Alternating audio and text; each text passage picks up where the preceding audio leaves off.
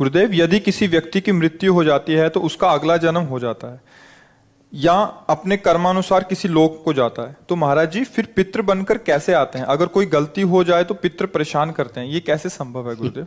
आप ये समझो, आप पितृ नाम दो, भूत नाम दो, कुछ भी नाम दो, अभी जो इनको बताया वो कर्म ही होता है।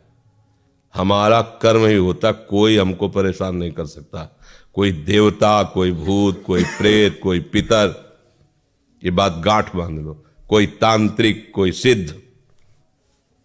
यदि मेरा कर्म गलत नहीं है तो विश्व ब्रह्मांड में किसी की ताकत नहीं है कि वो हमको दंड दे सके, क्योंकि सबका शासन करता भगवान है, ईश्वर है।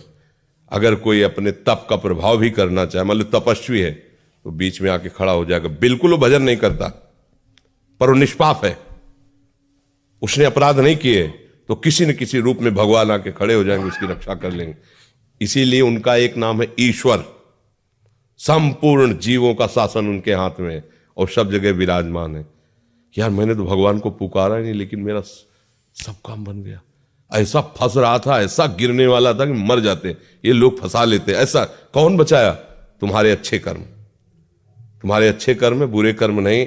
मैं तो फूंक फूंक कर पैर धर रहा हूं, जब से मुझे हो से कोई गलती नहीं हुई हमसे। हमारी दुर्दशा लोग कर रहे हैं, हमारी दुर्दशा इससे हो रही, उससे, कोई दूसरा नहीं है। बोले तुम्हारे कोई चक्कर है? ऊपरी चक्कर है, लोग ऐसे कहते हैं। वो अरे ऊपरी और भीतरी, केवल तुम्हारे कर्म का चक्कर है, दूसरा कोई नहीं है। वही कर्म भूत बन करके तुम्हें सताएगा, वही कर्म पितर बन करके, वही कर्म ग्रह बन करके सताएगा, कोई नहीं सता सकता। जो पे कृष्ण चरण मन अर्पित तो कर हैं का नवग्रह रंग, रंग माने भिखारी। ये भिखारी नवग्रह तुम्हारा बाल बांका भी नहीं कर सकते यदि कृष्ण चरणारविंद में चित्त लगाए हो। और सब ग्रह तुम्हारे अनुकूल है और प्रभु से तुम विमुख हो तो कोई तुम्हारी रक्षा नहीं कर सकता, तुम्हारे कर्म तुम्हें नष्ट कर देंगे। ये सिद्धांत सबकी समझ में नहीं आता है। अगर समझ में आ जाए तो भूल जाओ कि कोई पितर है, कोई भूत है, कोई प्रेत है। वही है, वही, दूसरा कोई नहीं है। वही तुम्हें दंड देने के लिए कभी भूत बन जाते हैं, कभी मृत्यु बन जाते हैं, कभी नाना प्रकार की घटनाएं बन जाते हैं। और इसीलिए उनका भजन करोगे तो असली रूप में आपको मिलेंगे। प्रेमानंद स्वरूप, महान सौंदर्य समुद्र, करुणा समुद्र।